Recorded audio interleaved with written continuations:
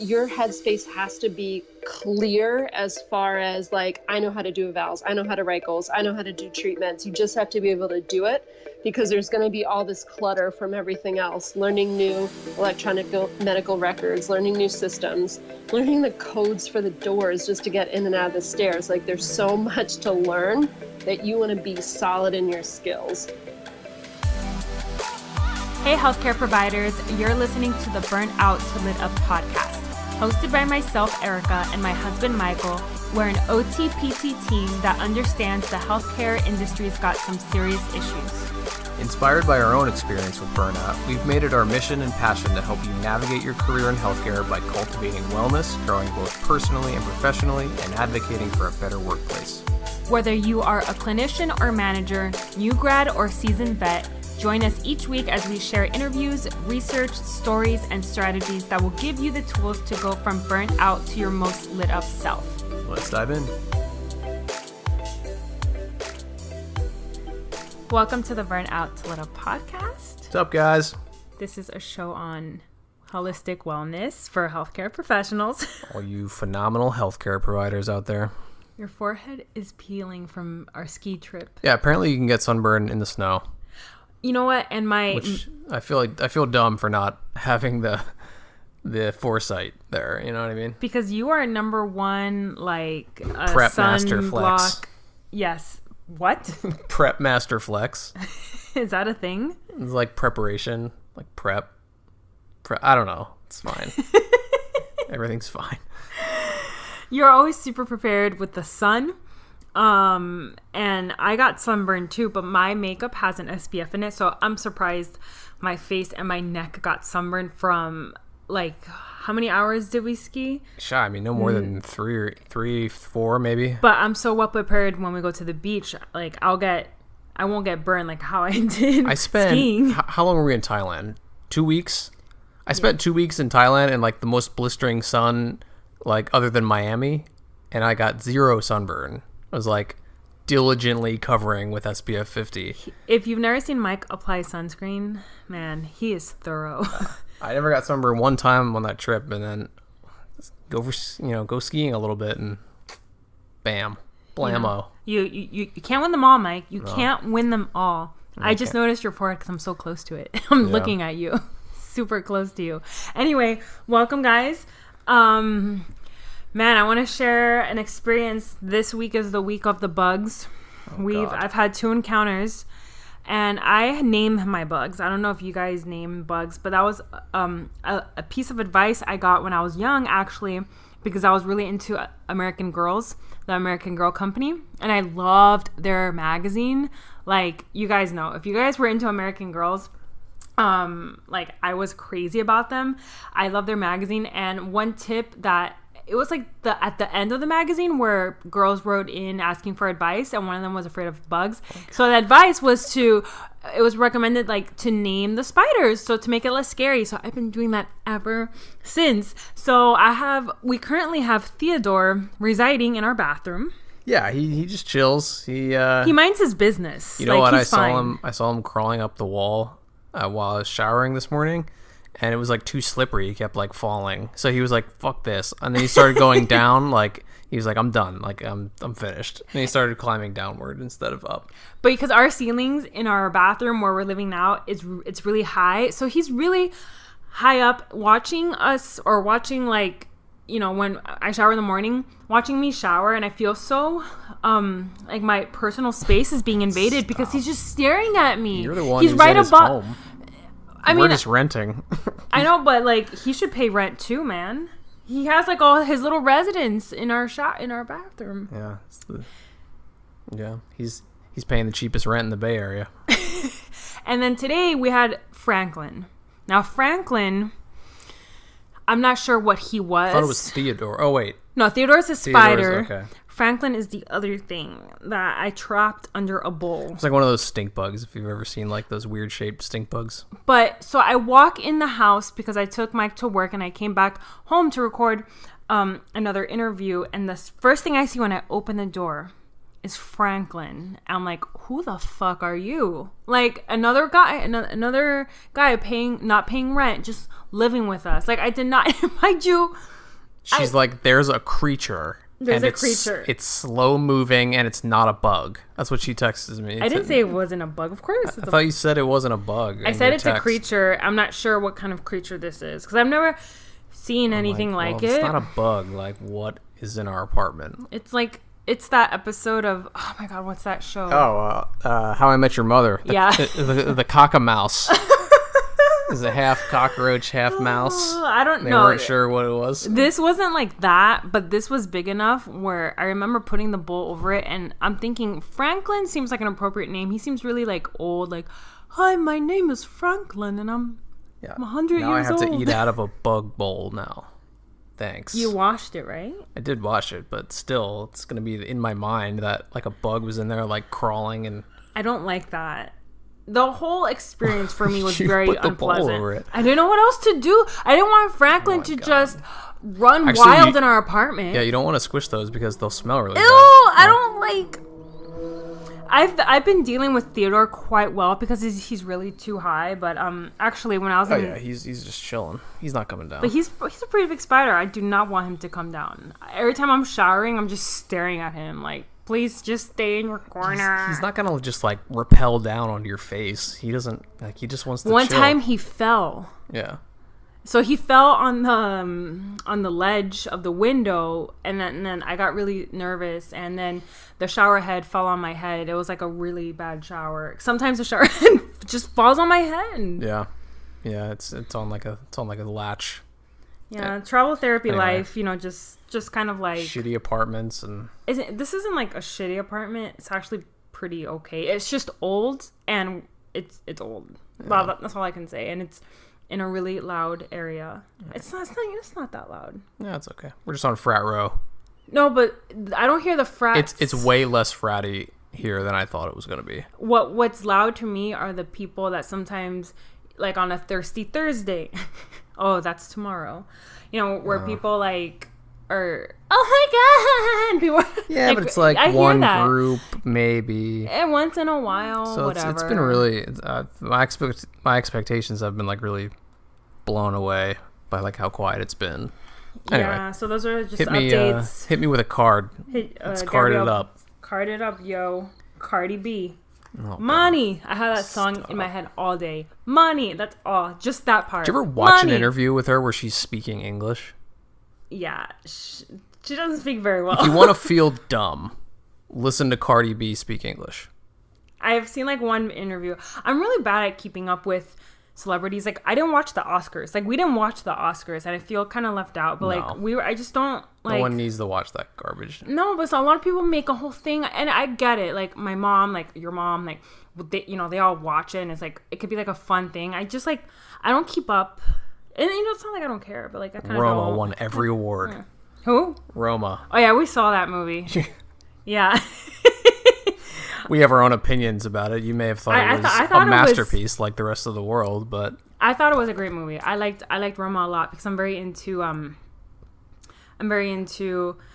the way that they filmed it, the story, her character, the dynamics between her and the family. I just like I thought the movie, because I came from a dance background, right? Like, and I'm very used to like avant-garde styles of dance and things that aren't necessarily like in the box. So to me, like the movie was a little bit different because it was like more of not. It was like do you ever go to like an art museum and then you see a piece of art that is so over your head that you don't even know what's going on? Like Roma is that in movie form. Like it went over your head and like you can't. But it's a movie about nothing. There's nothing happening. Nothing happens. A lot happens. It's just like a snapshot of this woman's life and job. It's like. It was the anyway. We're getting off topic. I don't want to. Yeah. Okay. Let's pull a card. Okay. Let's see. You want to pull up one? Yeah. Okay. Can I read it? Yeah. Okay. I honor how I want to feel. That's actually all it says. Yeah. I honor how I want to feel. How you want to feel, not how you feel. Which is actually kind of kind of cool. I honor how I want to feel. Because really, I guess you kind of create your own. You can create your own kind of reality in that sense. If you're like, you can create yourself feeling really bad, or you can create yourself feeling really good. You can kind of change it to how you want to feel. Yeah. And honor that. I agree. I've pulled this card a lot recently. Oh. And I do, in any given day, I go through like a lot of different emotions, like frustration, anger, excitement, just like any human, the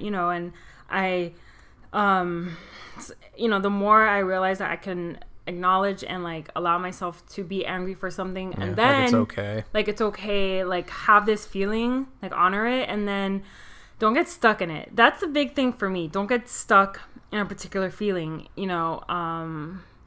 and it's a lot of these feelings are your emotions, feelings. They're there for a reason. They're cues as to, like how you should feel about something, or like something that happens in your day. Yeah. It brings up certain emotions, and like you shouldn't ignore them. You should honor your emotions.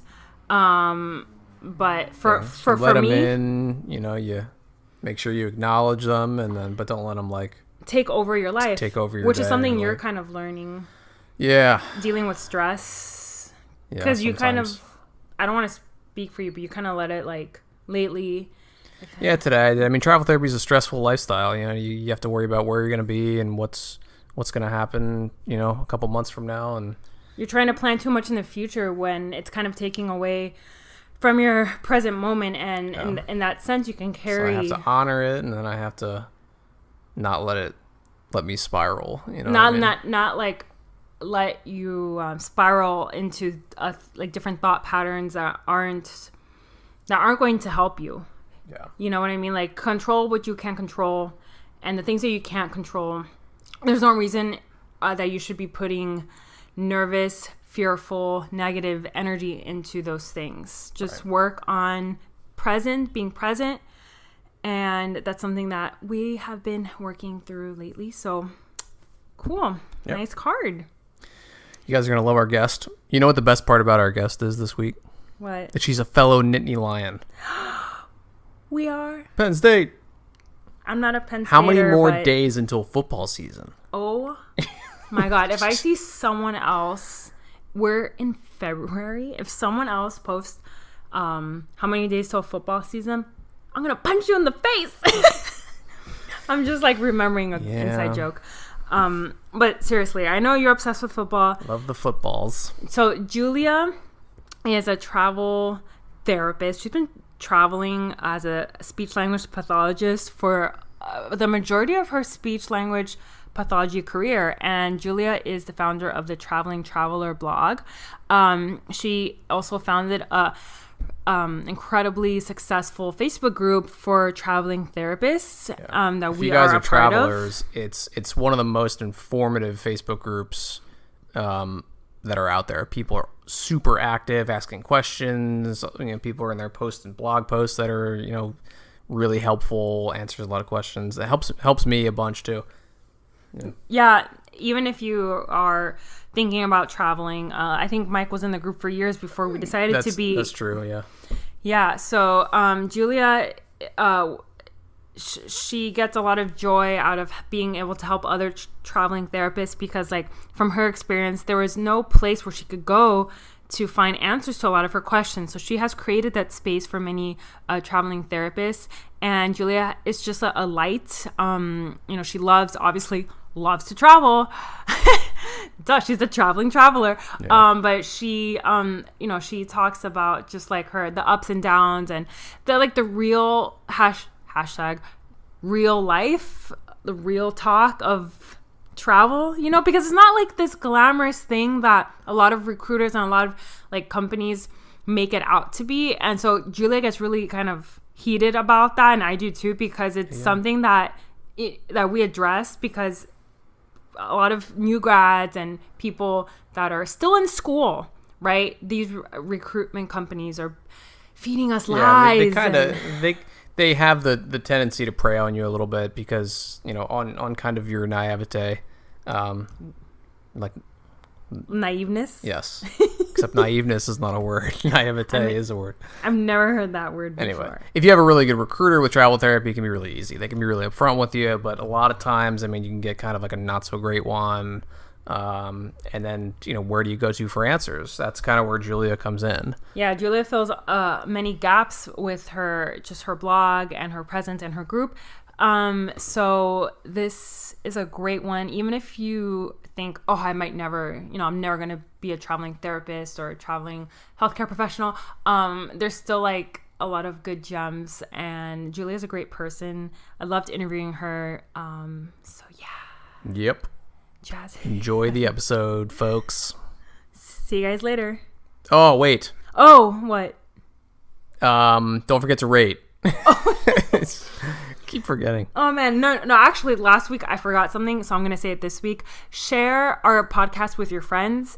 Yeah. I always love talking to people about my favorite podcasts, like Almost 30, online. Or Joe Rogan. Yeah, well, yeah, that was an interesting one.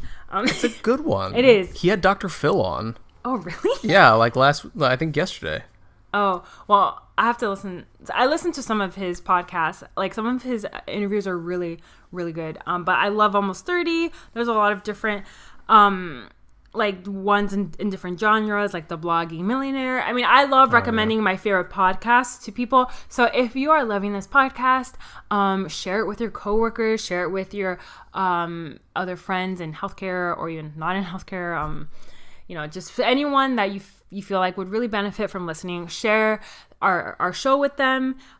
Be sure to rate, leave a comment. Rate, comment, subscribe. Send us all the hearts and the love. Our area on the socials is we're on the socials. Instagram, Burnt Out's Lit Up, and then also Facebook. We're trying to get like a good Facebook group together to get people talking and a place where we can connect with you guys. So we're on there as well. So check us out. Yeah, and without further ado, here's Julia. Goodbye.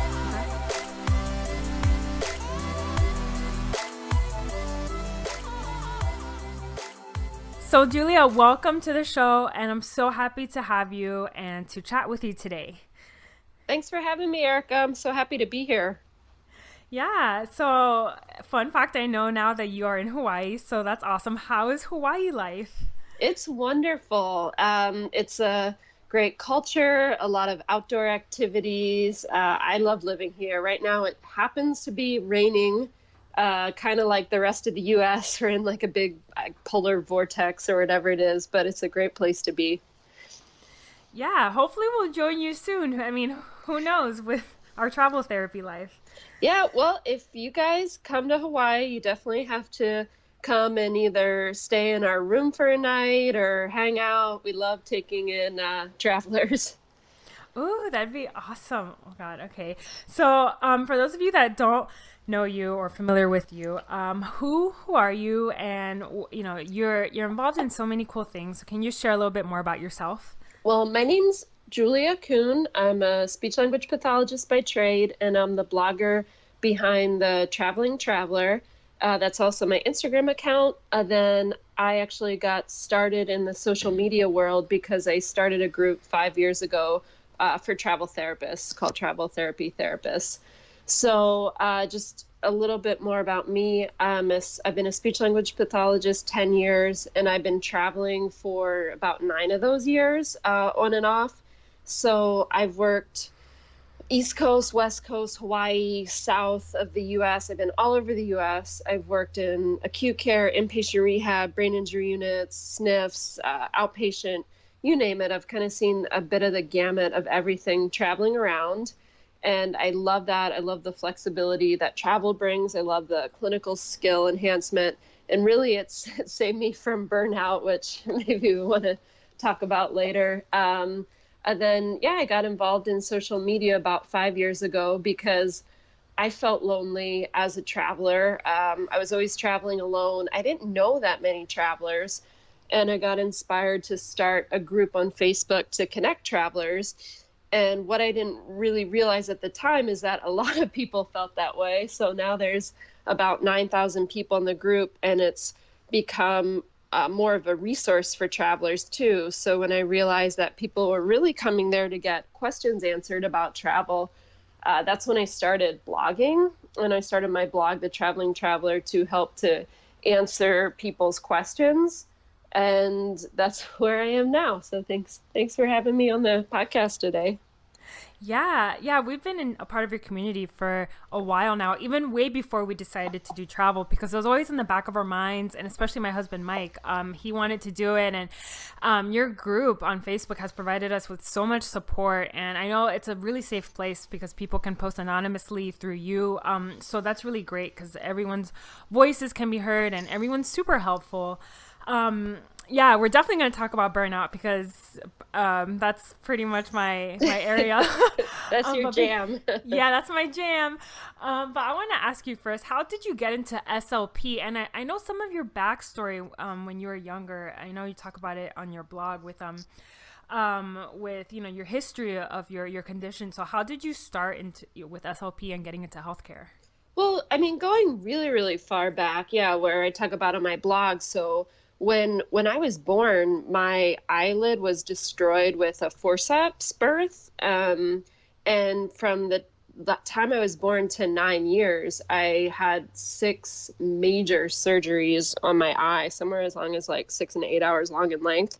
So I spent a lot of time in the hospital, and as I was growing up, I liked that idea of giving back and being a medical professional and trying to help out. And I found SLP because I was working at a skilled nursing facility from the time I was 15 years old. And I was thinking about would I want to be a doctor? Would I want to be a nurse?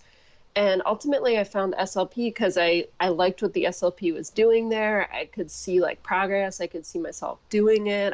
I liked the patients. So really just kind of what seems just kind of like a decision at 18 years old has lasted me at least 15 years now. So that was a while ago. But yeah, that's how I got into the speech therapy world. But from the beginning, I knew I was thinking about should I go into medicine? Should I be a doctor? And from the beginning, I knew I always wanted work-life balance. That was important to me even as an 18-year-old when I really didn't even know what it meant. And I saw these doctors, and I actually saw them at the hospital I went to in Philadelphia. I had all my surgeries at Children's Hospital in Philly, and that's a very well-known fellowship program place. So when I was a patient there, I would be meeting these clinical fellows who are 35 years old and saying, one day I'll have my own practice, or, I'm still a fellow. And I'm thinking to myself, when I'm 35, do I really still want to be a student? Do I want to be in residency? Do I want to be a fellow? So I kind of knew then I wanted more independence. And actually the speech therapist who worked at the skilled nursing facility I was working at was an independent contractor who just decided every year she took 2 months off. 1 month was to go to Europe with her family. Another month was to go to the Caribbean. And I think I saw that and I was like, I like that. I like that ability to write your own schedule and be flexible and have patience, when you schedule them. So that was one thing about being an SLP that has always appealed to me, and it still appeals to me to this day. Mm-hmm. Yeah, that's really cool. And I like how you said that you were seeking work-life balance before you even knew what it meant. Yeah. It's funny how I feel the same way about certain things. I was always looking for wellness even before I knew what it meant too. So I think as we mature and we go down our paths, we know in our hearts what we want, and then we discover what that really is and what that means. So it's funny, when I was shadowing to be an OT, way before grad school, when I was thinking about OT, I shadowed a lot of SLPs, and I found their work to be so cool. So yay for our profession. Yay. Yeah.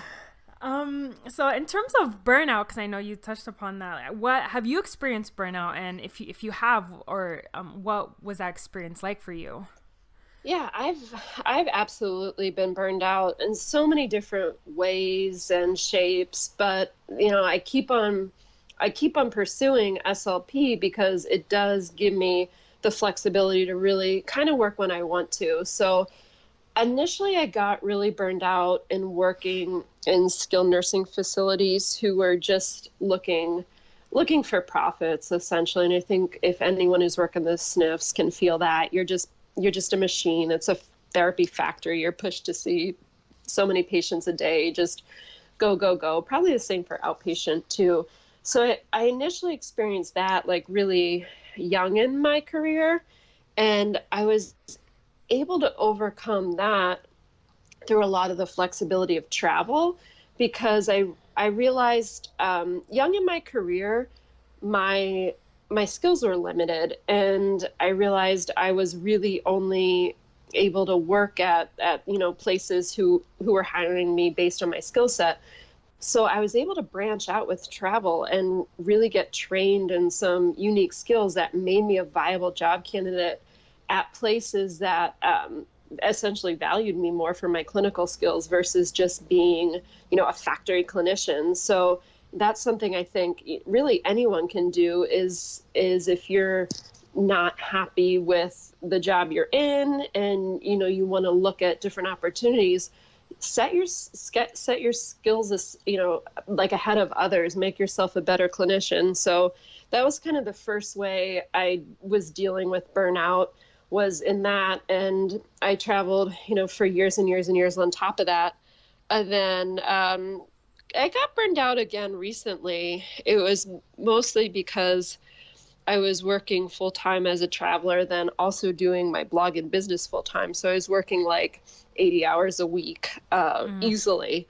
And then that really just took some acknowledgement on my part and saying I was going to work less as a clinician, which I am, and then focus on what's really important with my blog and not wasting time on essentially things that don't really matter. So, again, one of the cool things about being an SLP that I value so much is I can work 10 hours a week. I can work 60 hours a week as an SLP. Like, our career really has a lot of flexibility, and, not a lot of careers really give you that. So that's pretty cool.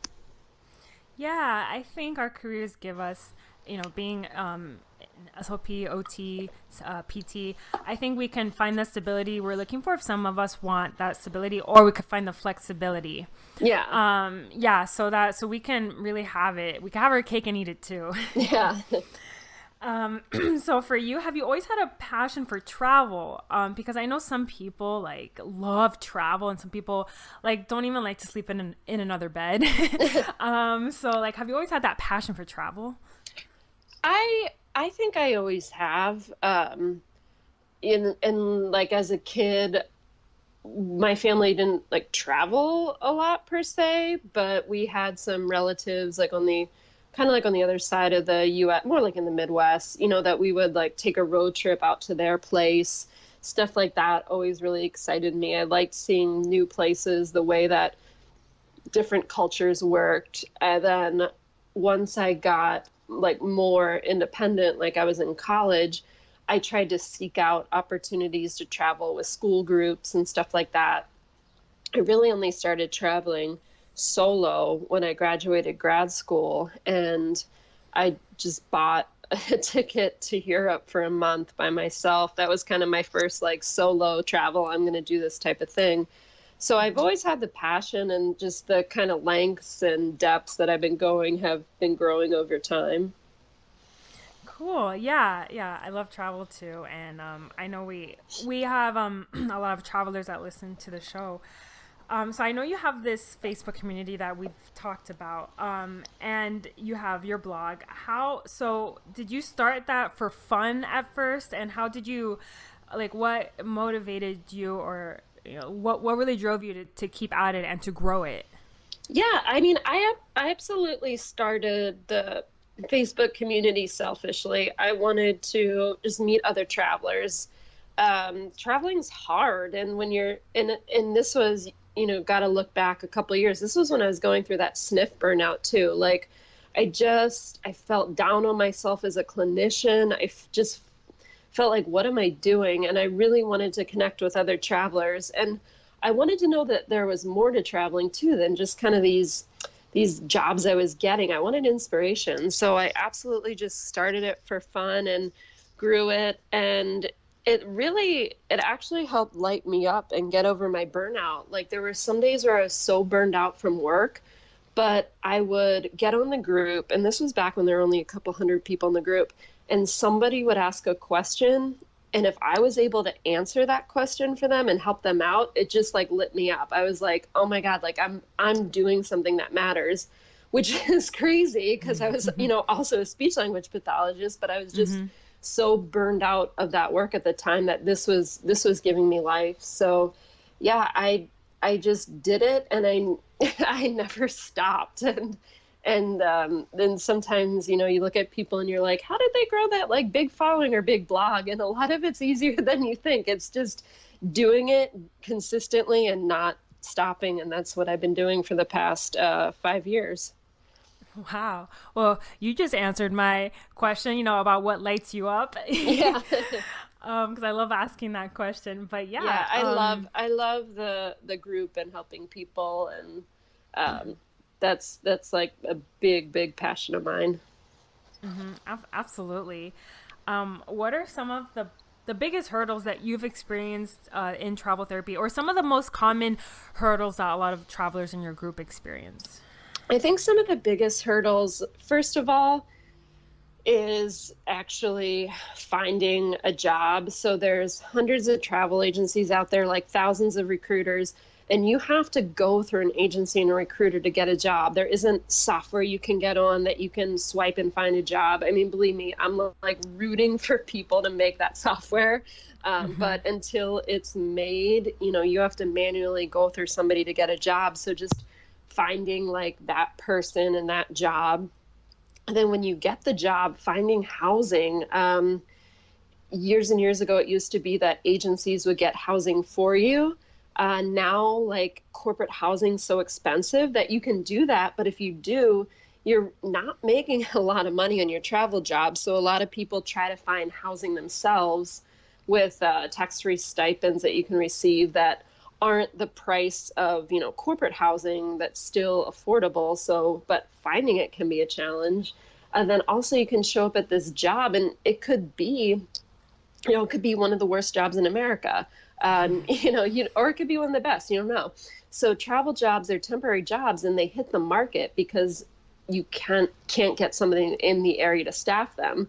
So sometimes that could be because it's a pregnancy leave or there's just not a lot of therapists in that area. It's a bad area for therapists. Other times it could be that building literally has the worst reputation that nobody will work at it. So, you don't always know until you get there what the job's going to be like. So I would say those are some of the common hurdles. And then another thing that can happen, it's happened to me a couple times, is you can get canceled. You're an at-will temporary person. Facilities really don't need a reason per se to cut you. They can cut your contract because they hired somebody. They can cut it because they don't like you, really, as long as they're following their guidelines. So that's tough. You can show up to a place and find out day one, oh, my contract's canceled. Now what? Yeah, that's been my husband's worst nightmare. And that's why he was thinking about it for so long, because he was afraid of the risks, but he understood that the risks outweighed what his current situation was. And his current situation wasn't bad at all. He loved his job, but for him, he needed that flexibility and that adventure. And he was getting just bored in a really nice job, but bored. And so, that kind of leads into my next question. Travel therapy is not for everyone, and some people think it's, sounds like great and luxurious, but obviously these risks can happen. So what are some of the things that for you makes it so worthwhile, and who's travel therapy for ideally? Ideally, travel therapy is for people who want an adventure and want to travel. And ideally, you're going to go into it with some financial backing because there's a risk. And I know that's not the case for a lot of travelers. I know a lot of travelers try to do it to make more money, and a lot do. But, in an ideal world, it's for people who want that adventure and they're not caught up in working maybe, every day of the year they can afford to have some time off.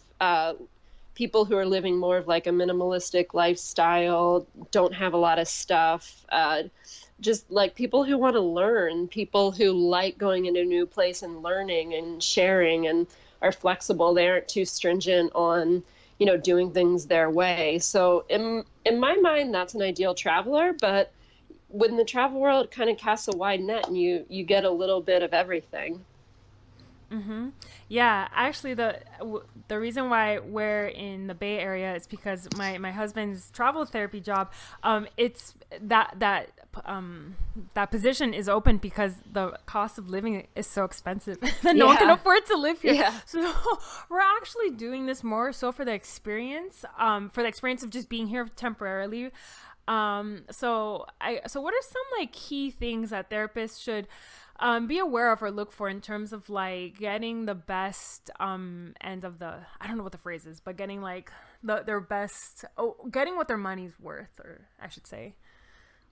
Just as far as like getting a good job. Yeah. For me, I would kind of put like their expectations aside and be open. I meet a lot of travelers who say, I want to travel because I want to go to Long Beach or I want to go to like Santa Barbara. Don't be so stuck on one place. I would be open to a lot of different places and just hearing about opportunities. Some of the better jobs I've had have been in kind of undesirable locations, not totally undesirable, but it's just the places that therapists aren't necessarily drawn to in droves, but they're good places to work and you can have a good experience there. So I would look for the places that you can learn from if there's any opportunity to get a new skill, versus like maybe always staying within your same like skill set, but just maybe hopping to places you want to go. I'd just be open, get licensed in a bunch of states, and ask a lot of questions on your phone interview, because you really only get to hear about a job over a phone interview. So really get a sense for why you're needed there. Is it that it's the Bay Area? There are a lot of jobs in the Bay Area. It's the Bay Area and people can't afford to live there, so travelers come in and out. Or is it, an area that nobody wants to work at that job? So try to hammer that out in the interview, which isn't always easy. But that's what I recommend. Yeah.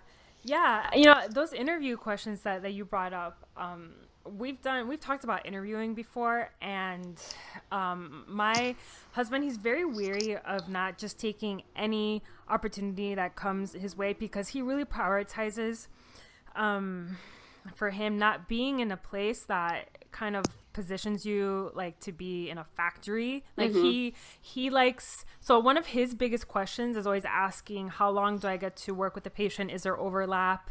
Because he wants to be at a place where there's that would prevent burnout in that way of being, requiring such high productivity.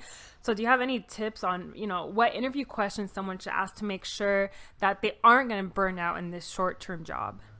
Yeah, it's hard because like people can always make up answers, but I would ask, what's the caseload? How many patients are you going to see a day?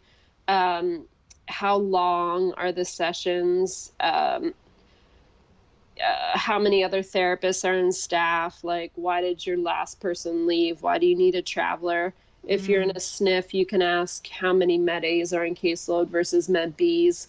Because if they're saying like you're treating 2 Med A's and like 8 Med B's, you're thinking, okay, like, are they just trying to manufacture like a therapy caseload here? Like, what, why am I needed? So I ask questions like that, and I've had pretty good luck so far, but just trying to get that sense of, are you valued? And also, how much time is the manager taking for a phone interview?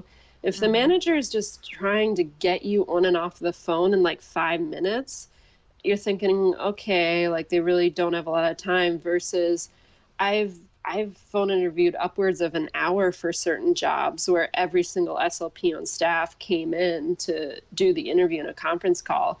And honestly, those are the kind of jobs I want. Like, I want to work at the place that's going to say, okay, we might only have you for 3 months, but we want you to be like the best person we can possibly have for 3 months here. Yeah, that's really great. Like, that's a great insight. I've had those experiences, not with travel therapy, but in just regular job interviews, and you get a lot. Like, you get vibes with those sort of things. So have you ever gotten either a really good vibe or a really bad vibe, either way, and it ended up, you're like, oh, I'm gonna go with this anyway, and it turned out to be what you expected? Or Yeah, I've gotten both. I've gotten the really good vibes, and it's always turned out to be good jobs. I've gotten the bad vibes, and I'm like, but sometimes you're just stuck. Like, right. I've gotten the bad vibes, but I'm like, I need money. I need this job. What am I going to do? So I've taken it, and this kind of is what it is. You do the best you can and deal with it for 13 weeks. Yeah, that's the thing. It's temporary. It's 13 weeks. I think you can get through anything in 13 weeks. Yeah. That you might have answered it a little bit here, but let's say you're just in a really bad situation. Well, bad as in, you don't like it, or it could go to the end where maybe there's some unethical things going on, or maybe you're witnessing or experiencing maybe a harassment or something along those lines. Like, what should someone do if they're in a travel situation and they're in the pickle where something's just not right? Yeah, it's hard to say, because I feel like a lot of people bring in their emotions when they say something's bad. Like, I always say up front, we're not working the dream jobs here. Some of us maybe, but most of them are the jobs nobody wants. So, you can't have these high expectations, and just if the job's hard, the job's hard. You still have to do it. You can't quit because it's hard. If like illegal things are really happening, that's different. And I think that's sometimes a hard line to draw. But then you're a mandated reporter. You have to report to supervisor. In some cases it might be a supervisor, corporate compliance, Medicare, whatever it is.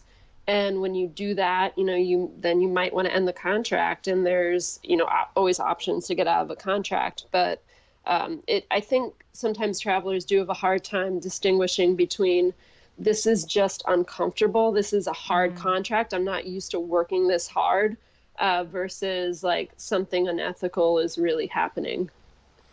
Right. Yeah, I think you brought up a really good point. Like, these travel therapy, when I was in school, still like in grad school, my first year, we had recruiters come in and paint this picture of how beautiful and glamorous travel therapy is. I hate that. I try to do the opposite. Yeah. Try to be real.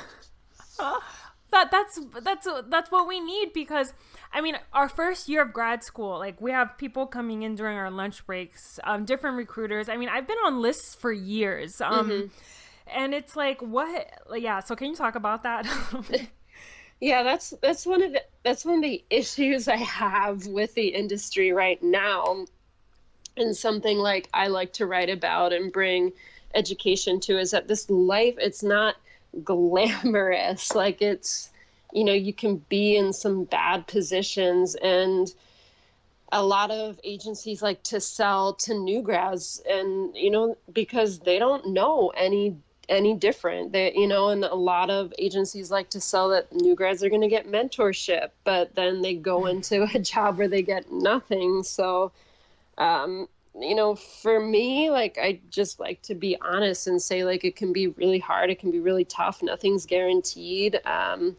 Agencies are trying to sell you, but you have to be your own advocate and know if you're ready to travel, if it's an option for you, because it's not going to be easy.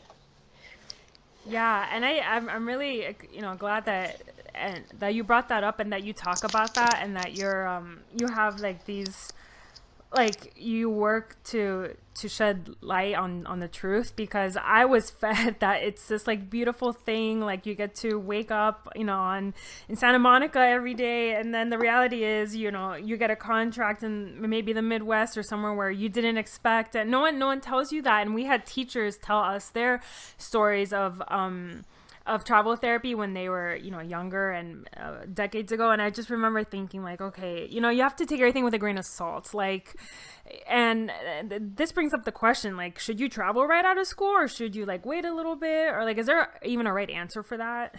I don't think there's a right answer. I mean, my opinion, and a lot of people disagree with me, so I'm going to say this, but a lot of people disagree with me. My opinion is you shouldn't travel right out of school. Like ultimately, I want to see the best clinicians be travelers. I want to elevate the travel industry so that reputations of travelers are like, they are the best clinicians. They come in, they help in a pinch, they know everything.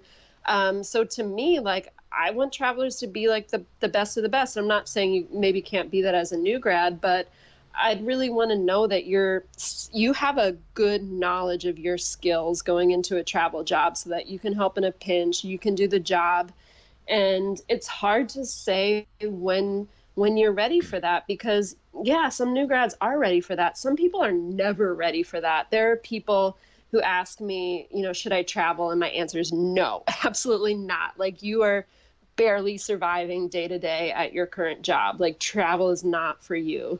So you want the travelers to be the people who can go in, do an eval, write goals, like without thinking about it. You have to be, if you think of like the space in your headspace has to be clear as far as like, I know how to do evals, I know how to write goals, I know how to do treatments. You just have to be able to do it, because there's going to be all this clutter from everything else, learning new electronic medical records, learning new systems, learning the codes for the doors just to get in and out of the stairs. Like, there's so much to learn that you want to be solid in your skills.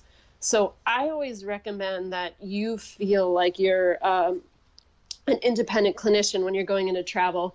And that doesn't mean that you have to be the best. By no means was I like a expert clinician when I started traveling.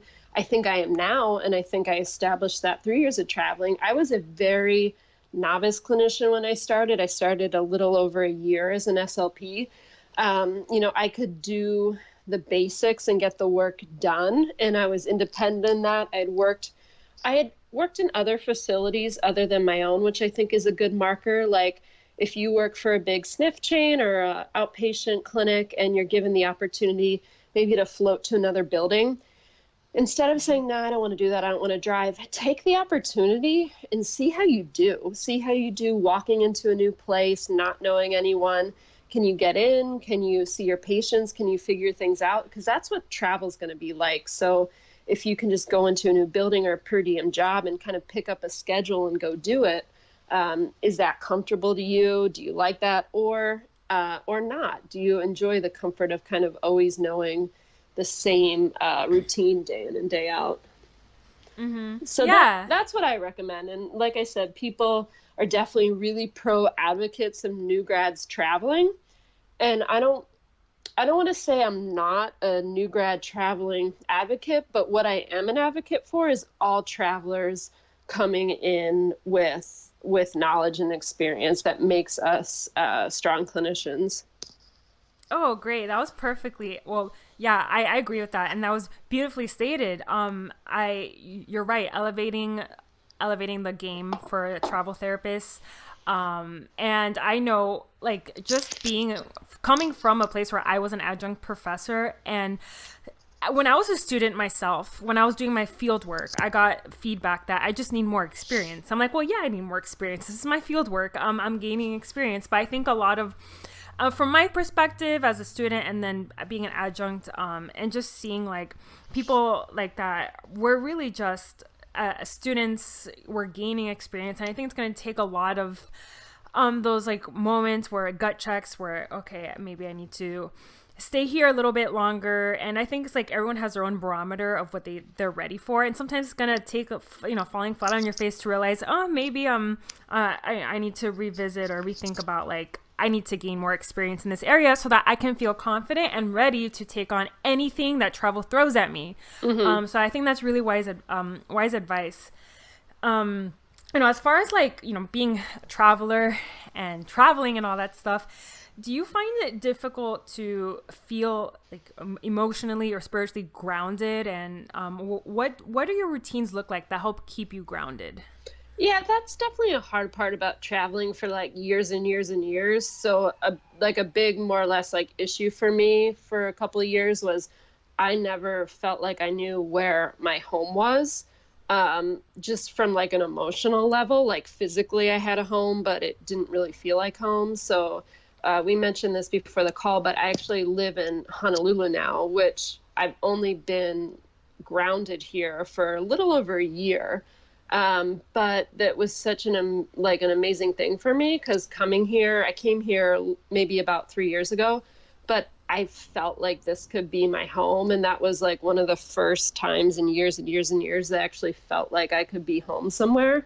So that's like definitely kind of a challenge, I think, for some of the long-term travelers is sometimes you can lose a sense of like, where's home? And you feel like you're searching for your home and you don't know where it is. And you think maybe you'll travel till you'll find it. But just going into an assignment, I think it's important to always like set up routines that make you feel like you're at home. Like for me, I always wake up about like 2 hours before I actually have to go to work, because I like to sit and have my coffee and read in the morning. And that just makes me feel like I'm starting my day in a comfortable way and I'm at home.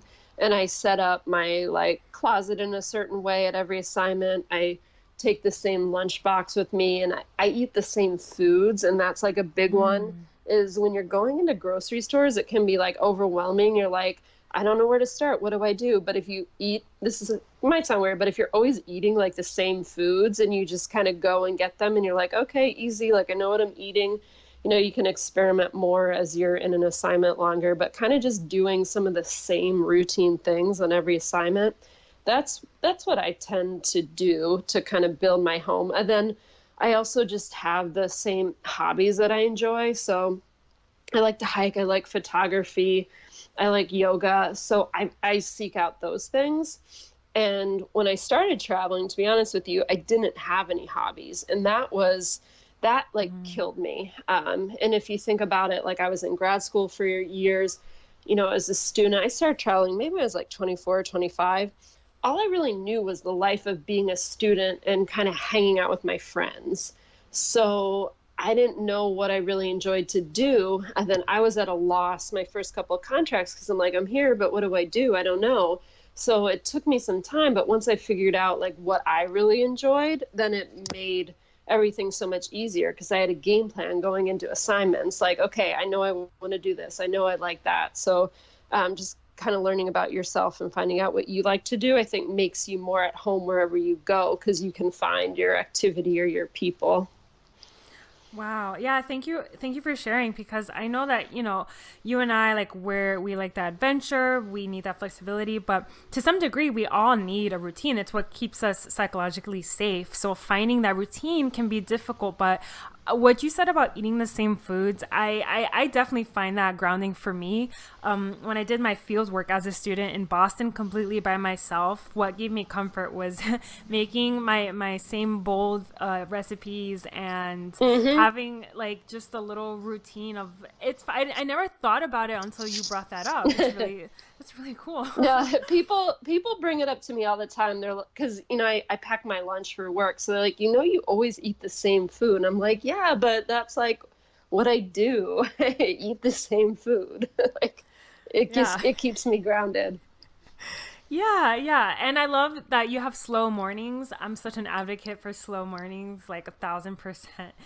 Having that time for yourself in the morning, like nothing makes me feel just more rushed than having to wake up and then go.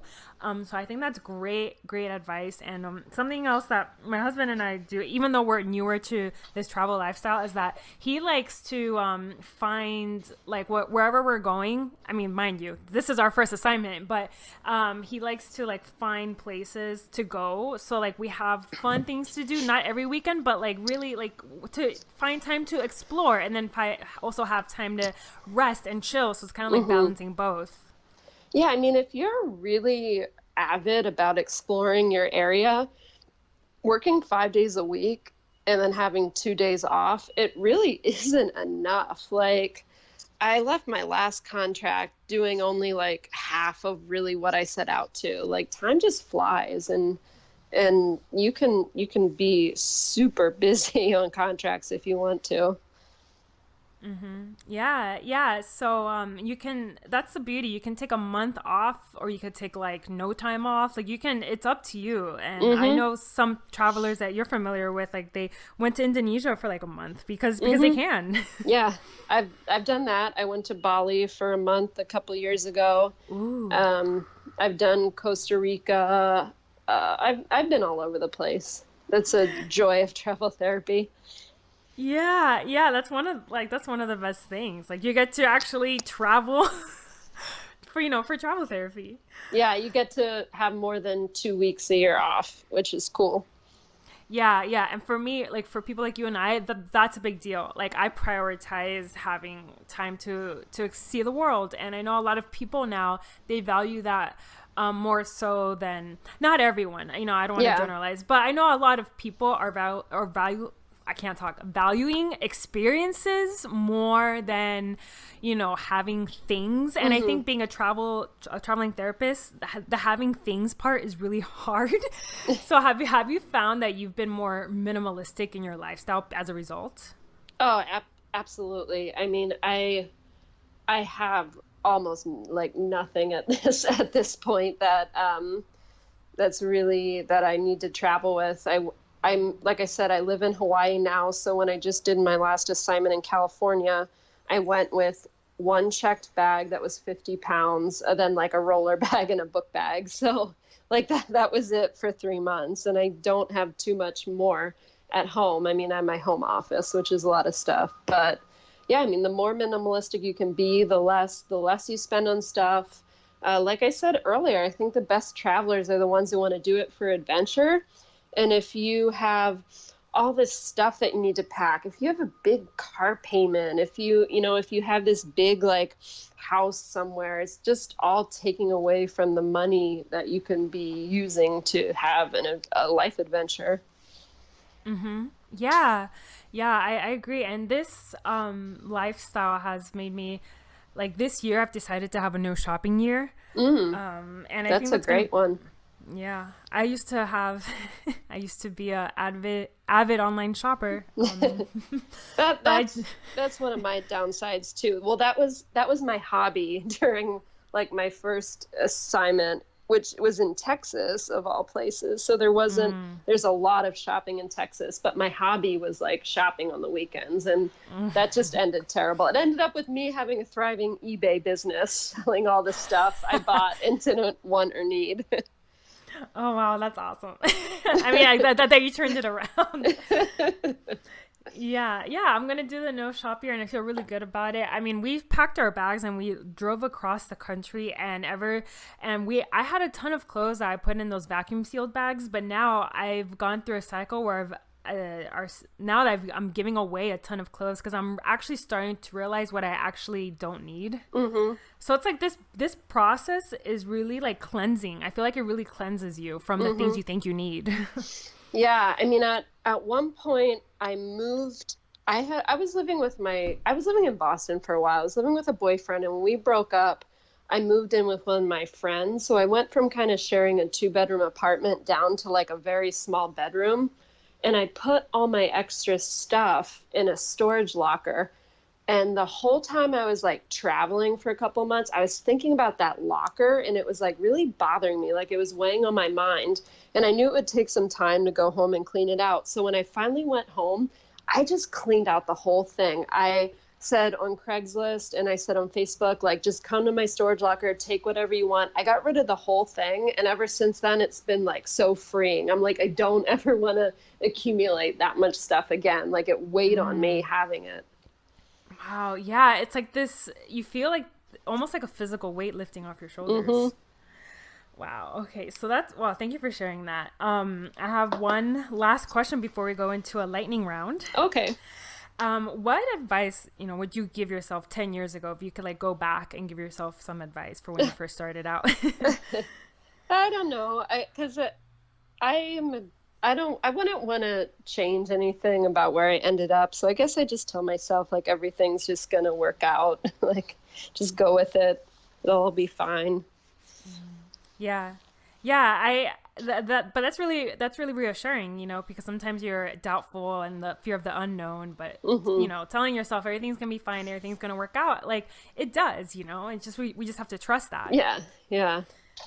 Okay. So I'm excited for this little travel themed lightning round. It's just a few questions and I have to start off with the most obvious one.